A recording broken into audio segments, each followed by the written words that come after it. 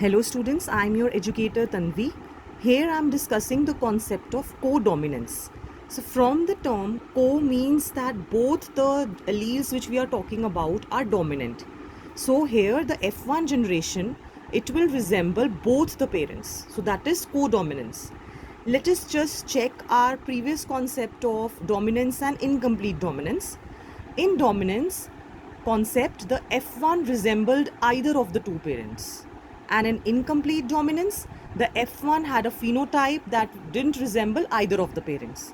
Now here we are talking about co-dominance, where the F1 generation resembles both the parents. Now how is it possible? Let us take a beautiful example of our red blood cells, which gives the ABO blood group system in humans. So here the gene for coding for the blood group, actually what is there on the surface of RBCs, some sugar molecules are protruding out. So on the basis of the type of sugar molecule, we have the different types of blood groups. So this is coded by the gene I, which has three different alleles, IA, IB and small I. Now these two, they code for different sugars, and the small I codes for no sugar. So this situation is there. IA and IB, they completely dominate over small I. So means when small I is present, if A and small I is present, so A will be expressed, because technically I doesn't have any sugar to code for. Then when these two are present together, they will show co-dominance as they will express together. So we can have 6 different genotypes from these 3 different alleles. One is IA. It is homozygous condition, means it will code for A blood group. Or in heterozygous condition, which is A and I, also it will code for A blood group, because I is not expressing, not having sugar, so A will be expressed. Similarly here, B and B, homozygous condition, B blood group. Even in heterozygous condition, because I is not dominant or is not expressing or not producing any sugar, so B blood group. In this case, we have AB blood group. And when we have these two small I, then only it is going to express, so it is O blood group. So these are the 6 different genotypes with our 4 different phenotypes. So this is the ABO blood group system showing co-dominance. Now coming to the concept of multiple alleles, as we have seen in the blood group coding system, that the I gene has 3 alleles. So having more than 2 alleles which is governing the same characteristic, that is referred to as multiple alleles. And multiple alleles, when can we study that? When we are studying the population. Then only we are able to see all the types of alleles. Now looking back at the concept of incomplete dominance, here we can say like here multiple alleles are responsible for a feature. Here a single gene product may produce more than one effect, that is also called as pleiotropy. So that is a part of incomplete dominance. Like here one example is taken of starch synthesis in seeds. So this is the gene that codes for starch, capital B. So the size is round, so the seed is round, and this will code for less of starch, so the seed is wrinkled. But when this genotype is there, heterozygous condition, then intermediate size was seen. So that is a very much characteristic feature of incomplete dominance. Now let us look at the concept of inheritance of 2 genes. When Mendel studied 2 genes, that was referred to as dihybrid cross. Di means 2. So 2 traits were studied over here.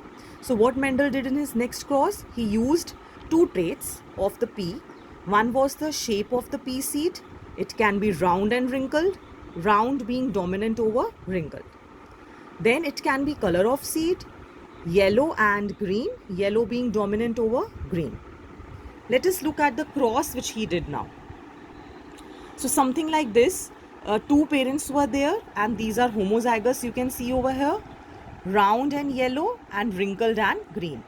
So when the gametes will be formed, these are the gametes. The F1 generation will be R, small r, capital Y, small y. So the expression of the phenotype will be same as the parent, which is round and yellow.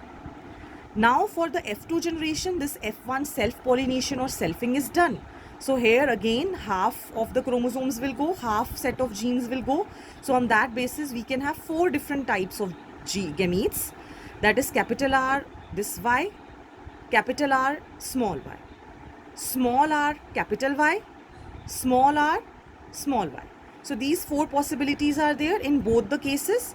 So can we see the Punnett square over here?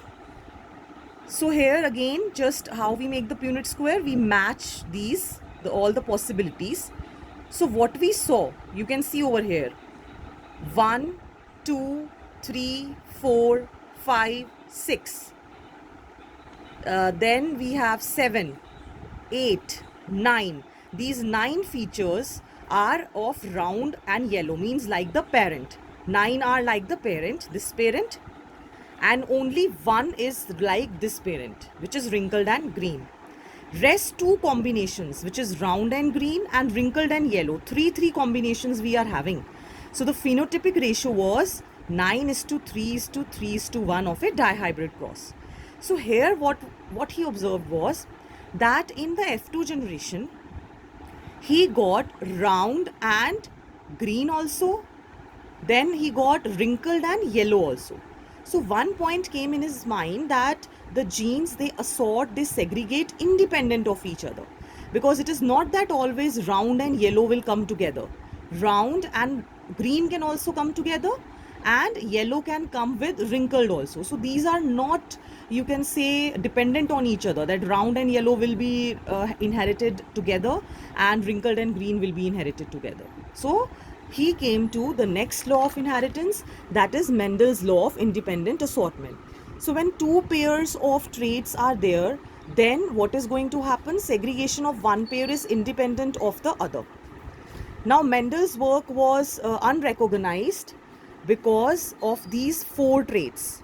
One is communication was not there, then concept of factors was not understood, approach of using mathematics was also not understood, and there was no physical proof of factors.